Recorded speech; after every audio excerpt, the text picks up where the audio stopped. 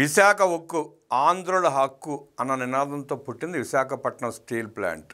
అలాంటి స్టీల్ ప్లాంట్ని ఎప్పుడు ఇబ్బందుల్లో ఉన్న ఒడిదుడుకులు ఎదుర్కొన్న సందర్భాల్లో ఆ స్టీల్ ప్లాంట్ని ఆదుకుంది ఒక్క చంద్రబాబు నాయుడు గారు మాత్రమే. 2000 సంవత్సరంలో వాజ్పేయి గారు ప్రధానమంత్రిగా ఉన్నప్పుడు కూడా ఆనాడు ప్లాంట్ పరిస్థితి బాగాలేదని ప్రధానమంత్రిని ఒప్పించి 1350 కోట్ల రూపాయలు విశాఖ స్టీల్ ప్లాంట్కి కేంద్ర ప్రభుత్వం చేత ఇప్పించారు ముఖ్యమంత్రి చంద్రబాబు నాయుడు గారు.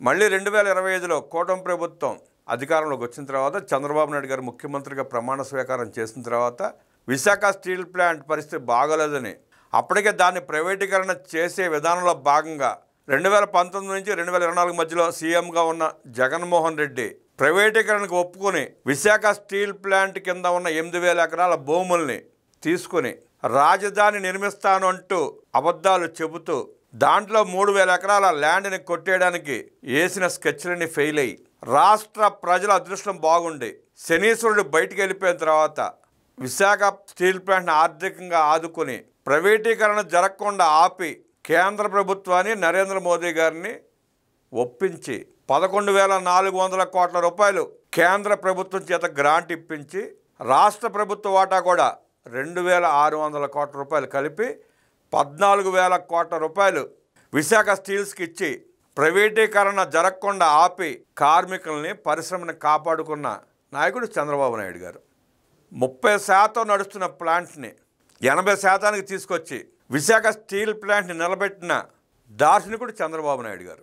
14,000 కోట్ల రూపాయలు ప్రజల సొమ్ముని ప్లాంట్కి ఇచ్చినప్పుడు అధికారులు, కార్మికులు, నాయకులు బాధ్యతాయుతంగా పనిచేసి 100%కి ప్రొడక్షన్ తీసుకురావాలంటూ ఆయన అన్న మాటలను వక్రీకరిస్తూ వైఎస్ఆర్ కాంగ్రెస్ పార్టీ సన్నాసులు కొంతమంది, చవట్లు కొంతమంది, వాళ్ళకు అనుకూలంగా ఉన్న 10 మందినో 15 మందినో కార్మికులను రెచ్చగొట్టి ఎలా విష ప్రచారం చేసే ప్రయత్నం చేస్తున్నారో గమనించాలి కూడా.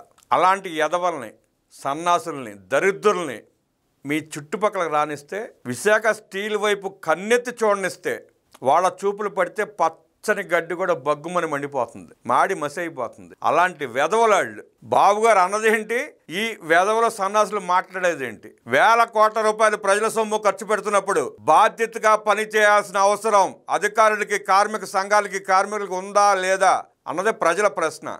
మూతపడే పరిస్థితి వచ్చినప్పుడు ఆ కార్మికులు ఎన్ని ఇబ్బందులు పడ్డారో, ఎన్ని బాధలు పడ్డారో, ఎంత నరకయాతన అనుభవించారో అందరం చూసాం. ఇవాళ ఒక కొలుక్కి వచ్చి ప్లాంట్ బ్రహ్మాండంగా నడుస్తున్నప్పుడు ఇంకా మంచిగా ప్రొడక్షన్ తీసి 100%కి చేరాలని, దానికి బాధ్యతాయుతంగా పనిచేయాలని ముఖ్యమంత్రి గారు అంటే, మీకు వచ్చిన నొప్పి ఏంట్రా వెదవల్లారా అంటూ కార్మికులు ఆ మొరిగే కుక్కలను నిలదీస్తున్నారు. బాధ్యత లేని రాజకీయ నాయకులు రాజ్యాధికారం చేపడితే వ్యవస్థలు ఎలా నీరుగారిపోతాయో, రాష్ట్రం ఎలా నాశనం అయిపోతుందో గత 5 ఏళ్ళు జగన్మోహన్ రెడ్డి పరిపాలనలో అందరూ చూశారు. ఇంకా ఇవాళకి కూడా వాళ్ళ మాటల్ని, వాళ్ళ చేష్టల్ని, వాళ్ళ కవ్వింపుల్ని, వాళ్ళు చేసే విష ప్రచారాలని భరించాల్సిన అవసరం కానీ, భరించే పరిస్థితి కానీ రాష్ట్ర ప్రజలకి లేదు, విశాఖ స్టీల్ ప్లాంట్ కార్మికులకు అసలే లేదు. పబ్లిక్ సెక్టార్ ప్లాంట్కి రాష్ట్ర ప్రభుత్వం డబ్బులు ఇచ్చిన దాఖలాలు గతంలో ఎప్పుడూ లేవు. ఎన్నికల్లో హామీ ఇచ్చారు కాబట్టి ఆ విశాఖ స్టీల్ ప్లాంట్ని ఆదుకోవాలని, తద్వారా కార్మికుల జీవితాల్లో వెలుగులు నింపాలని చంద్రబాబు నాయుడు గారు, లోకేష్ గారు, పవన్ కళ్యాణ్ గారు కేంద్రాన్ని ఒప్పించి, ప్రధానమంత్రి గారిని ఒప్పించి ఆర్థిక సాయం తీసుకొచ్చి అండగా నిలబడి పని చేస్తూ ఉంటే విషపురుగులు విష ప్రచారం చేస్తూ కార్మికుల్లో అలజడులు సృష్టించే ప్రయత్నం చేస్తున్నారు. ఏ సన్నాసి వాగిన వాగుల్ని మనం పట్టించుకోవాల్సిన అవసరం లేదు. మన పనితీరుతో 100% ప్రొడక్షన్ తీసి విశాఖ ఉక్కు ఆంధ్రుల హక్కు అని ఆనాడే ఎలుగెత్తి స్టీల్ ప్లాంట్ సాధించిన వారి ఆత్మలు ఆనందించేలా విశాఖ ఉక్కు ఫ్యాక్టరీ నిలబెట్టుకోవాల్సిన అవసరం ప్రతి కార్మికుడి మీద ఉంది. రాష్ట్ర అభివృద్ధి, ప్రజలు సంతోషంగా ఉండటంలో ప్రభుత్వ బాధ్యత ఎంత ఉందో, ప్రతిపక్షం కానీ ప్రతిపక్షమైన మాజీ ముఖ్యమంత్రి, నేటి పులివెందుల ఎమ్మెల్యే జగన్మోహన్ రెడ్డి నిర్వహించే వైఎస్ఆర్ కాంగ్రెస్ పార్టీకి కూడా అంతే బాధ్యత ఉంటుంది. లేనిపోని అపోహలు సృష్టించి ఆ కార్మికులు ఇబ్బంది పెట్టే ప్రయత్నం చేయడం జగన్మోహన్ రెడ్డి పార్టీకి, ఆ నాయకులకి మంచిది కాదు. ఆ పరిశ్రమను ఆదుకోవడానికి ప్రజాధనాన్ని వినియోగిస్తున్నాం, కొంచెం బాధ్యతగా ఉండండి అంటూ సీఎం గారు అంటే ఆ మాటలను వక్రీకరిస్తారా? ఆ కార్మికుల్లో భయాందోళనని సృష్టిస్తారా? మీరు మనుషులైనా అసలు? ఆ వైఎస్ఆర్ కాంగ్రెస్ పార్టీ సన్నాసులు ఎంత వక్రీకరించి మాట్లాడినా విఘ్నులైన ప్రజలు, కార్మికులు అర్థం చేసుకున్నారు కాబట్టే, వీళ్ళు ఎంత సన్నాసులో ప్రజలకు తెలుసు కాబట్టే, ఎంత వెధవలో తెలుసు కాబట్టే 80% మందికి డిపాజిట్లు రాలేదు. ఇంకో 19% మందికి చావు తప్పి కన్ను లొట్టపోయినట్టు డిపాజిట్లు దక్కాయి. ఇంకొక శాతం మంది అలా అలా గెలిచారు 11 సీట్లతో.